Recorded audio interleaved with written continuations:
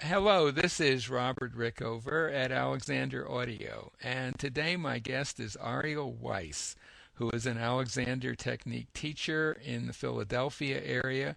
She's been teaching for over 20 years, and she is also very involved in theater, choreography, and has performed.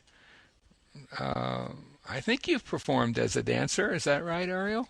Yes, I And perform as a choreographer, and yes. she's in any event. Ariel is also has been a student of the late Marjorie Barstow, and we're going to talk today a little about her experiences with Marge and her take on Marge's teaching. Ariel, welcome to the show.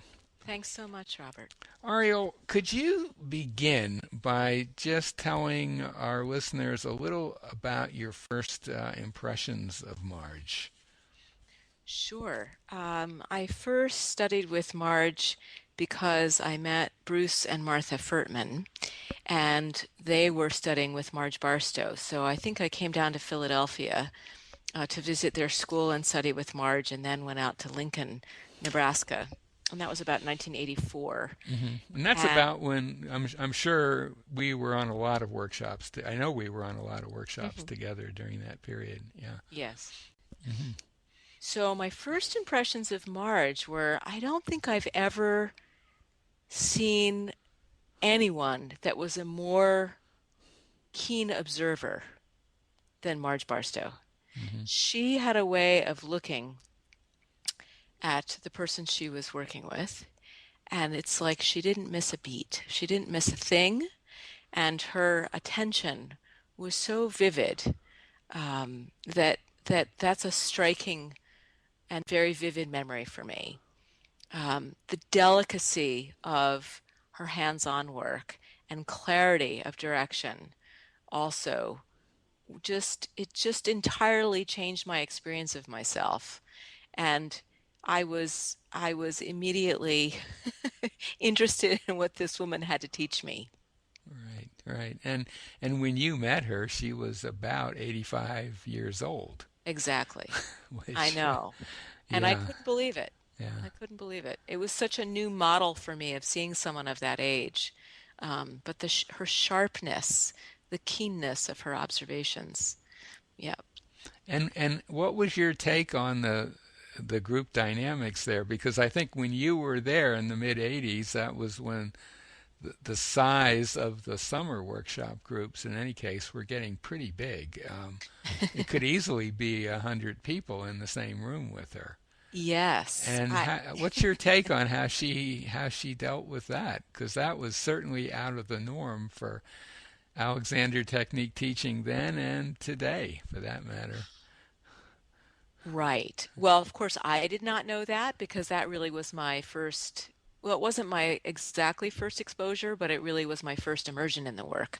Um, my impression of that is that Marge held the attention of that room, and what she demanded of us was to engage in observation of ourselves and observation of each other, so that because you weren't getting a turn very often, as a matter of fact, I kind of remembered counting Hmm. one summer 80 or 90 people and realizing it was going to take about 3 days to get a turn with Marge. Hmm. You know, it took some patience to wait for that turn.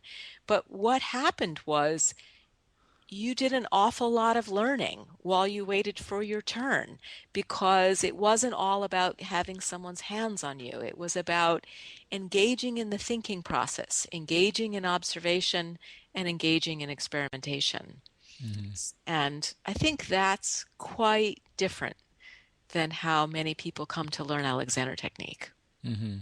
Although I think, when you said you might take 2 or 3 days to get a turn, I think some of us were maybe a little more adept at narrowing those odds. And also the other Well, and we thing, worked with other teachers, so right? it We wasn't two and or 3 days to also get a, yeah. yeah, and also she would do little things where people would kind of walk past her, and she would give them a little quick mini Alexander Yes. lesson. I seem to remember, I mean, I remember those groups of 80, 90, 100 people, and I think I usually managed to grab two or three little turns with her, but some people were more, I guess you could say, skilled at the system. They could get a little more work that way. But you're absolutely right. I mean, the a lot of the learning was taking place while Marge was working on with somebody else, but you were observing and so on. And I can remember once sitting on a couch in one of those large groups and suddenly noticing that I was tightening my neck for the first time. I'd never really appreciated that before, and Mm, just kind of undid it right there on the spot, which is, mm, I'm sure you've had experiences like that too. lovely. Yeah. Well, I'm also having a memory of going and visiting at the Carrington School when I was visiting in London once. And I remember being quite taken aback because after students got a turn with Dillis or Walter, they would very calmly go off and do some lying down work, some semi-supine. And no one was watching Dillis and Walter work with other students. Yeah, And that's right. That's right. Yeah. and I was so taken aback because I was really wanting to watch them work and knew that I could gather so much from observing. And I felt rather out of place because I almost felt like what I was doing was rude because it was clearly a very different learning culture. So, Yeah, and apart from the fact that Marge had this facility for, in a sense, working with and teaching quite large groups of people, from what you've seen of other Alexander uh, teaching styles out there, what else distinguishes her approach in your mind from other strands? well, for me, there's several things. One is that I think because Marge did not feel beholden to doing it just as she was taught. Marge was an innovator. Marge was what I would call riffing on a theme. That's not what Marge would have said, but she was taking those principles and putting them into practice. And she was quite, um, well, what do I want to say here? She was quite strict that you apply those principles, but her ability to play with the form of it and her willingness to experiment was really quite inspirational. And so her teaching changed all the time, is what I'm trying to say. That the language that she used, or how she would even organize the group, Hmm. I remember at one time she got very interested that we all work on our speaking. And so we did quite a bit of nursery rhymes that summer. Right. And Yeah. Yeah. and so she was constantly looking for a way for us to explore our own observations of our use. And so this willingness to keep experimenting and engage her students. Um, to me, Marge was all about a very insistent uh, having people engage their thinking process. That it wasn't just something you did with your body, that it was very much about directing your awareness and Hmm. directing your thinking. Yeah. She Well, did. she used to say this is all mind work, Hmm. and she also had a phrase that she used from time to time. You might have heard it, that she thought that someday there would be a sort of a science of human movement in which Alexander's ideas would play a big part. Mm, But you're right. I mean, she didn't want a passive student. I mean, she wanted people who were going to be thinking, observing, practicing, experimenting. Hmm. That was a major theme of her teaching. But as you also say, it was very, very grounded in the principles. And there's no one around who read Alexander's books more frequently than she did, and Mm. would refer to them. And I don't know how many times we had to read chapter one of Use of the Self. I mean, she just went. I mean, that would be a great way to get a turn. Say, Marge, I'd like to read something of Alexander's. She'd be perfect. That would be a perfect way to get some attention from her in a workshop. Yes. Yes, you would definitely get a turn if Eh, you talked about Alexander's writings. exactly. Yeah. Exactly. Yes. Also, her lightheartedness and humor Hmm. and real delight. Do you know, there was always this sense that as people freed up their downward pull, it really was liberating. And I just remember being at those workshops and thinking nothing was more beautiful than seeing people come into their primary pattern. And and Marge really approached the work with this light-hearted, straightforward practicality. Light-hearted, straightforward, and practical. You knew that there was always more delicacy that could be available. Hmm. But for me, I mean, I was so fortunate to find Marge in my 20s as a very young and a very, very pushy dancer, um, that I got that. I could understand that I could always get more delicate. I understood what it was I was aiming for.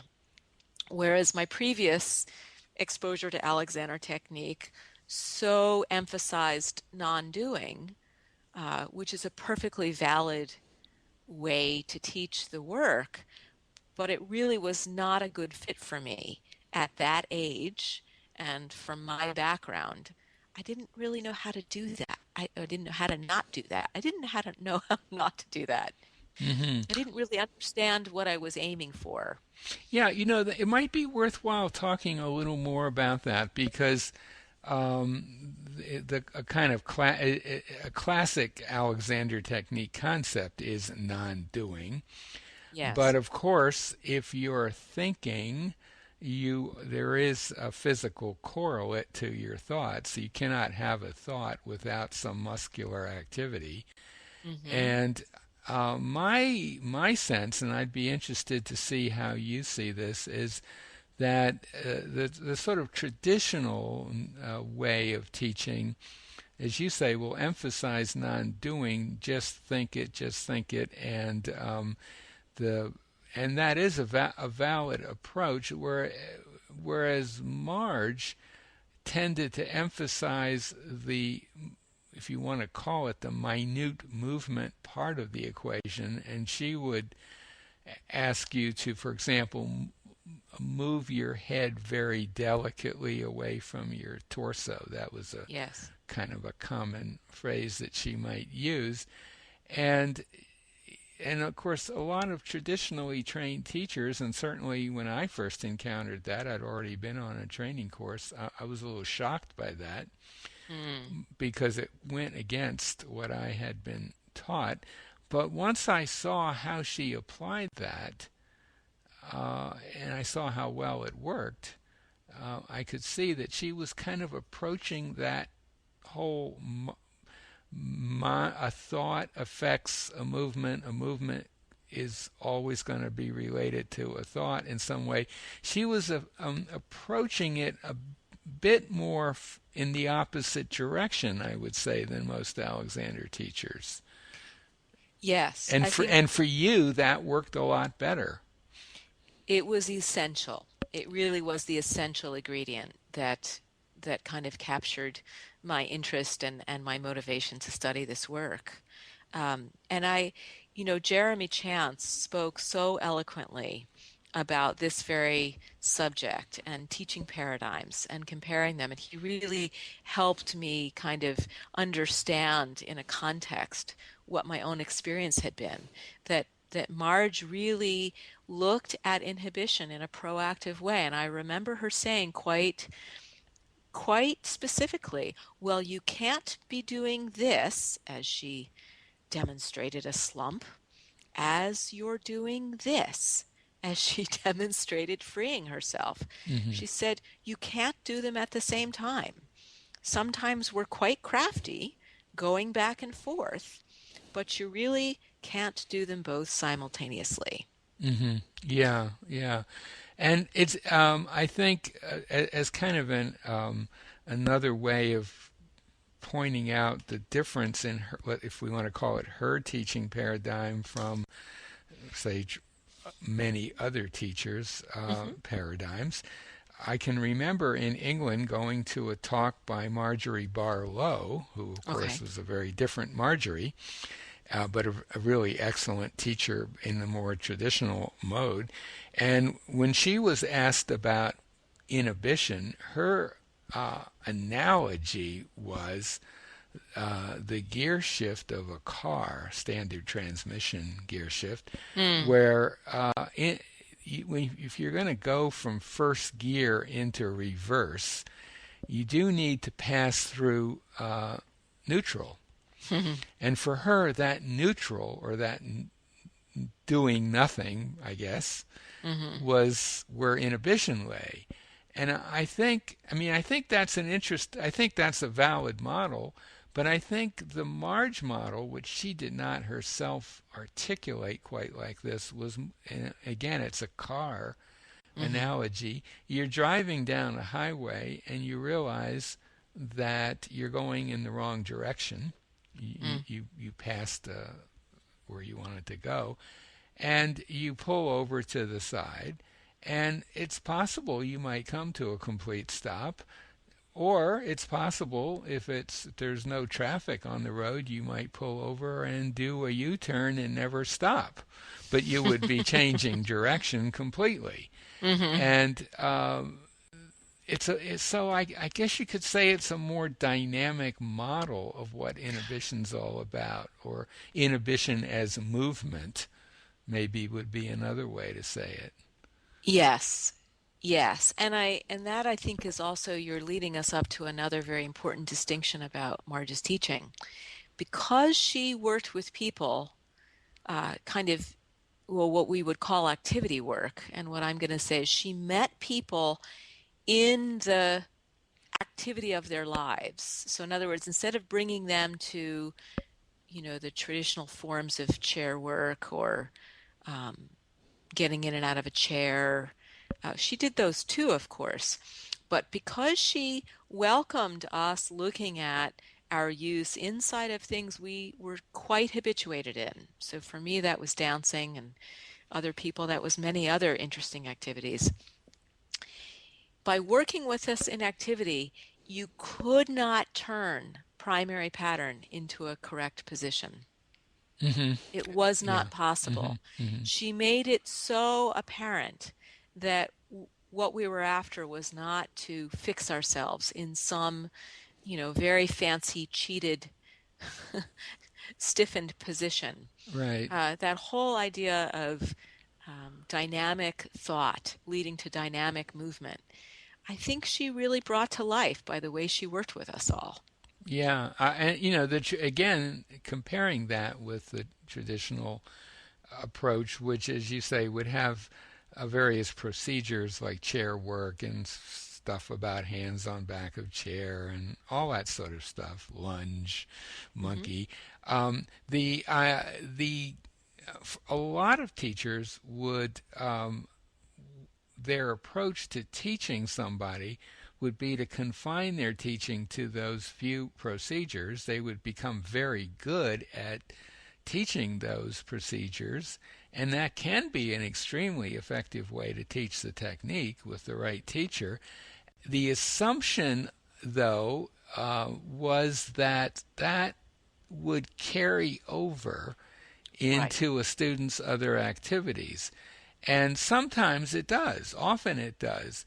But I've certainly seen lots of examples of, let's just say, musicians, because I do work a lot Yes. with musicians, that will have, many chair work, table work, etc. lessons, and it'll be quite a shock when they come to me, and I said, "Well, bring your violin. Let's see what you do when you play." And it's almost like, "Oh, this actually, I guess I could apply this to my music." Oh, Which absolutely. And is, from my point of view, I would a new student who came who was a musician, and certainly the way Marge would approach it, let's get the fiddle out and start playing. Let's see what you do. I mean, that would be the first thing she'd probably do with a new musician in the group. yes, and I work with world-class musicians at the Curtis Institute of Music, Hmm. and I spend a great deal of time uh, having my students learn about what they're doing as they bring that instrument up, because so much goes on, and that's these students have been practicing thousands upon thousands of hours. Hmm. And so those habits are strong and quite invisible to them. And so, yes, if they're working and having table work, you could be making an impact on their use and functioning, but they need to be able to apply that to that activity. It's essential. Yeah, I, I'm imagine I'm sure there are some people who would just naturally think to apply it, but I wouldn't want to count on that with a student, you know? Well, it's not even whether they would think to. For me, it's that the specificity of how they're responding to that stimulus. I mean, Hmm. I can relate this to my own experience that I would bring Marge, particular dance phrases, either from choreography I was performing or from kind of warm-up exercises, things that I was very familiar with. When I would return to that set choreography, in a class or in a performance, there was this very kind of vivid muscle memory that I had had a new experience of that very patterned movement behavior in a new way. And it was much easier to in my own experimentation of directing my own movement, once I'd kind of altered the anchoring of those movement phrases with all that extra tension and misuse. Yeah, and this isn't really a show about music, but another example that I've noticed, and I think this could be applied to a lot of other activities. One of the things I got from Marge, of course, she, as you said earlier, she really emphasized your developing very keen observational skills. And when I started working with musicians, one of the things I noticed was that when they would go over to open their case or even just think about playing, all kinds of weird patterns would often come into play that they were certainly not aware of, and I could see that pretty clearly because Marge taught us to observe those kinds of things. And so when I work with a musician, I want to know what happens when they decide to play and begin that walk over to the case to open it. Because a Exactly. lot happens then, and a lot that will affect the subsequent playing.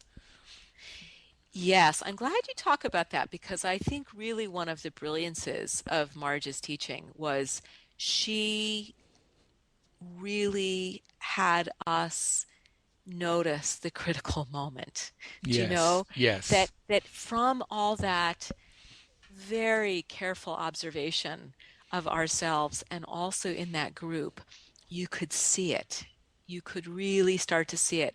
And I'm a big advocate that if I can get my students to look around in the world and watch other people's patterns of misuse and see that critical moment, it will help them observe it in themselves. absolutely. I agree 100%. I also tell my students that start once they have a hint about what we're doing, I say go and observe people, and not to be critical or judgmental, but whatever you see, ask yourself, am I doing that or the opposite or not doing that? Be very interested in the people around you because they can be some of your best teachers Yes. if you use it that way. And Yeah. Is there anything else that we haven't covered that you'd like to talk about about Marge?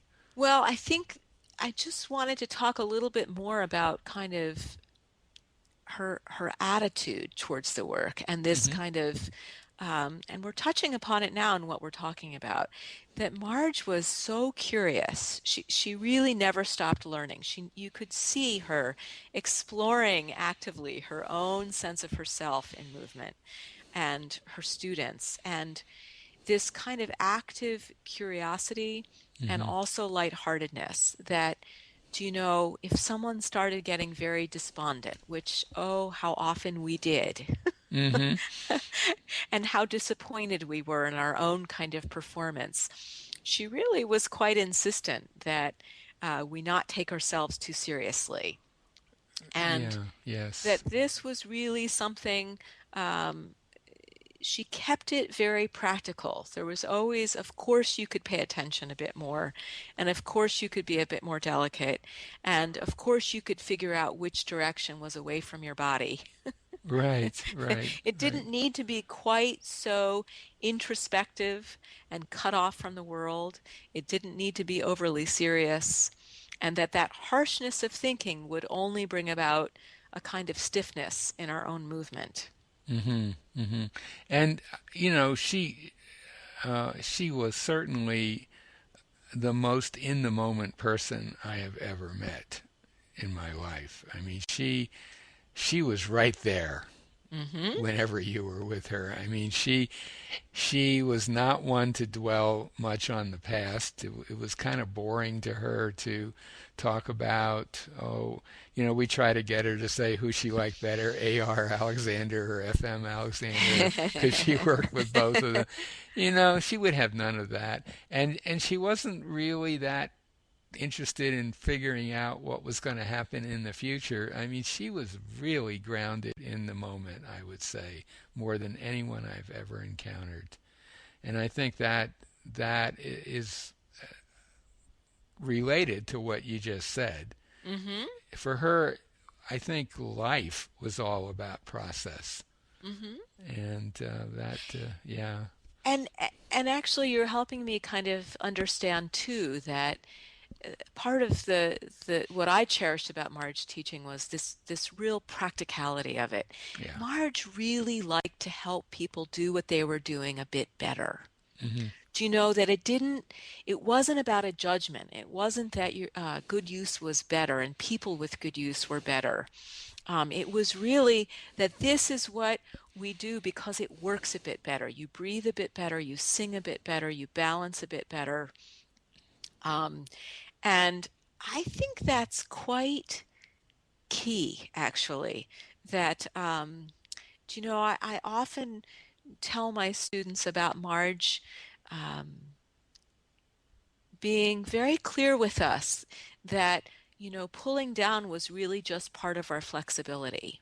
Hmm. That the minute we started to try to avoid our slump and stiffen ourselves, we weren't doing what Mr. Alexander had in mind at all.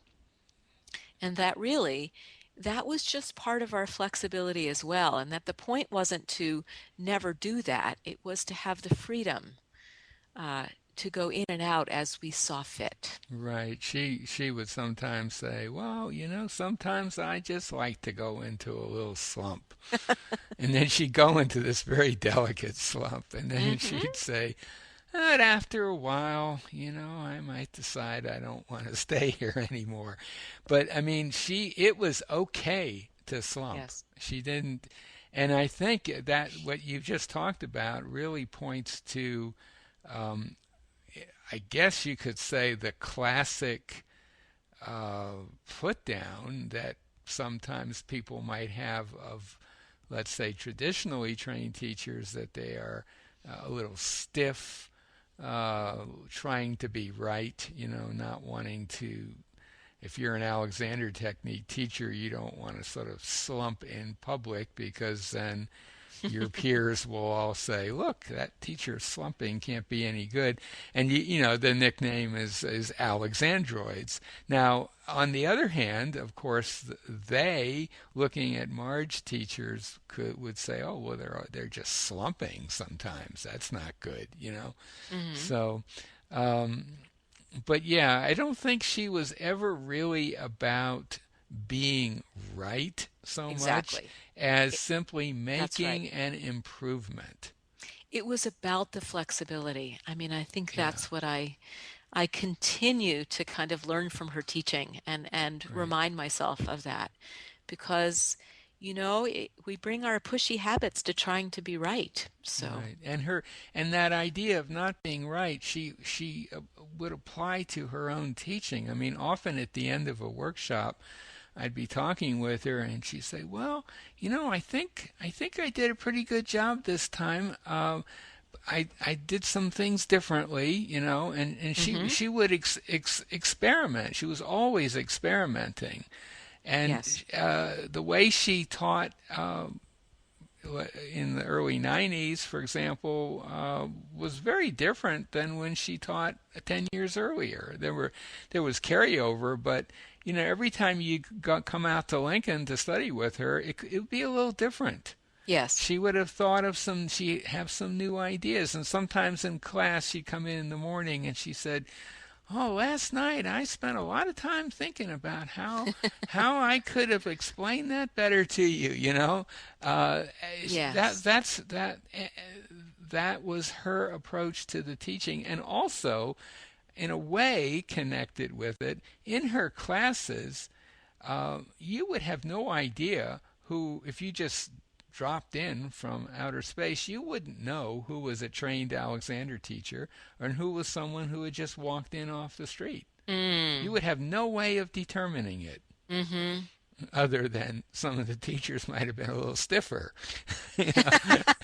And also wouldn't necessarily be real quick to think of an activity when she was said, "Who wants to do something?" Yeah, Yeah, I think with Marge, what you got was a real appreciation that these principles were a living, breathing form to be yeah, applied, and that absolutely, it wasn't some canon that you had to repeat just so, but that, if Mr. Alexander was still around, he would still be exploring and innovating. And absolutely. And he did. I mean, his yes. career was marked by many changes in his teaching style. In Frank Pierce Jones's book, he talks about some of those. So my sense of Marge was that she was doing exactly what Alexander hoped his teachers that he trained would do. And Mm, he saw himself, and he even writes about this as being his work being a kind of a signpost for future developments. And that I think he even said somewhere, "My work is just the beginning." hmm. He never saw his sets of procedures, for example, the ways in which he taught, as in any way cast in stone. They were just what worked for him at that time. Mm. So, anything else you want to add before we come to a close? I can't think of anything just now, but I so appreciate your including me in this conversation. Oh, and it's a pleasure. It's a pleasure. It's always a pleasure talking about Marge with someone who's also had experience with her. Um, so my guest today has been Ariel Weiss, an Alexander teacher in the Philadelphia area, and we've been talking about the late Marjorie Barstow.